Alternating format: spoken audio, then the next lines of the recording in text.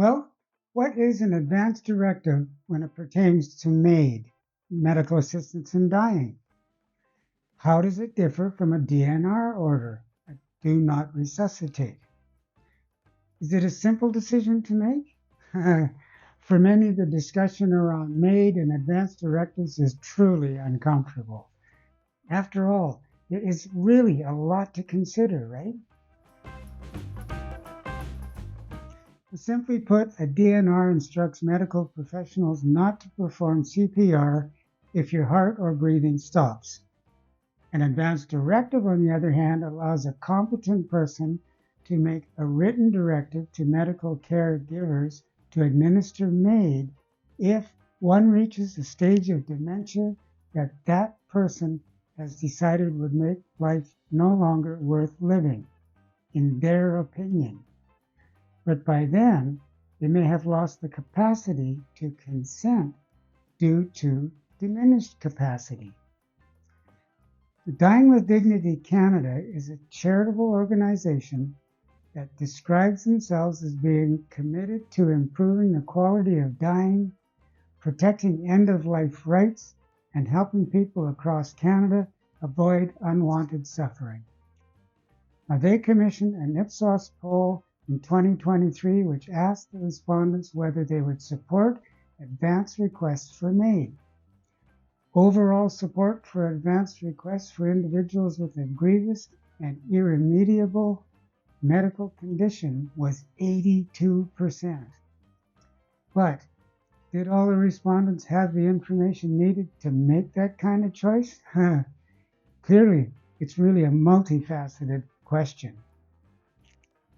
Now, back in June of 2023, Quebec enacted a law that allows for patients with serious, incurable diseases such as Alzheimer's to make advance requests for MAID before their condition makes them incapable of giving consent. Now, that is scheduled to begin on October 30th, 2024. Now, according to Justice Minister Simone Jolin Barrette, I hope I'm pronouncing that correctly, this is an issue widely supported by Quebecers. Now, the federal government, on the other hand, is asking the province to wait until the feds make countrywide changes.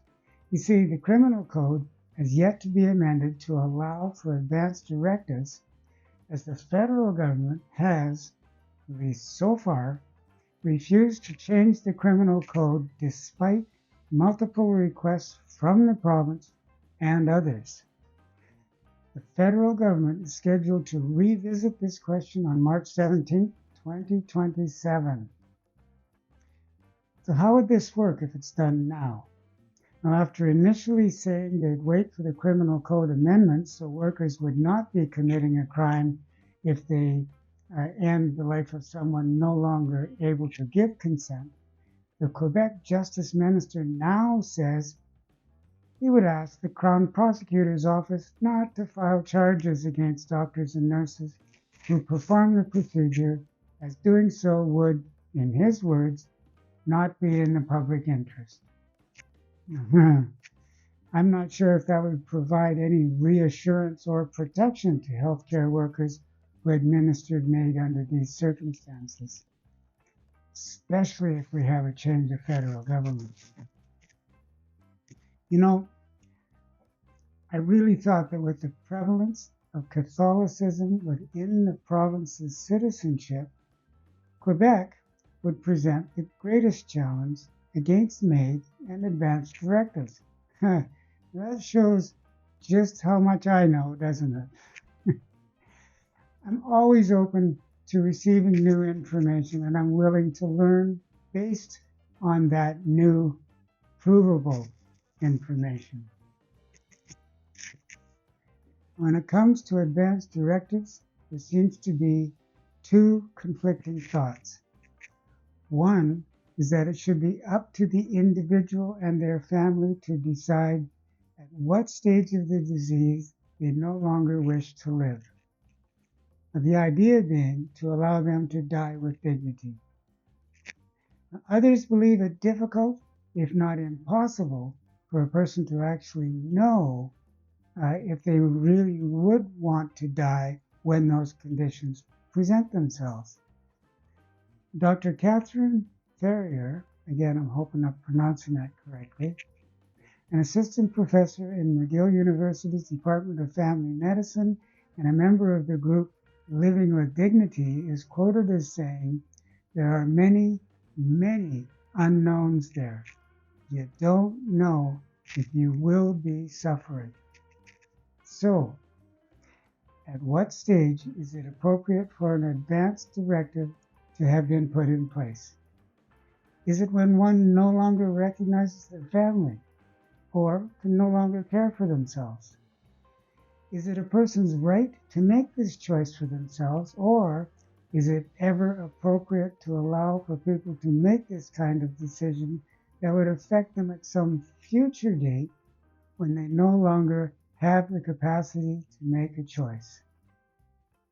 On a personal note, as a person diagnosed with Parkinson's disease and thus having the possibility of developing Parkinson's dementia, I've always been in favor of advance directives, believing that I know what I would want if it came to that. However, Dr. Ferrier's comment has given me pause to think. If I was to take advantage of an advance directive, would I then be sentencing my future self to maybe a fear-filled ending? Or would I be retaining my human dignity? There's so much to consider on both sides of this equation. Now, according to Dr. Ferrier, we should be focused on providing better care to patients with dementia. Now, she says, you're never undignified. You have the dignity of a person for your whole life. But do others feel that way?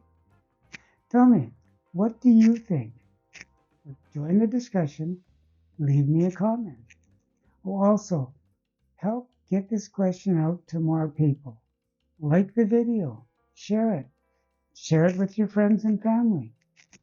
Then subscribe to my channel and remember to click on the bell so you get notified when new videos are uploaded. In the meantime, please stay safe and enjoy your day. I'm wishing you peace, health, and harmony. Bye for now.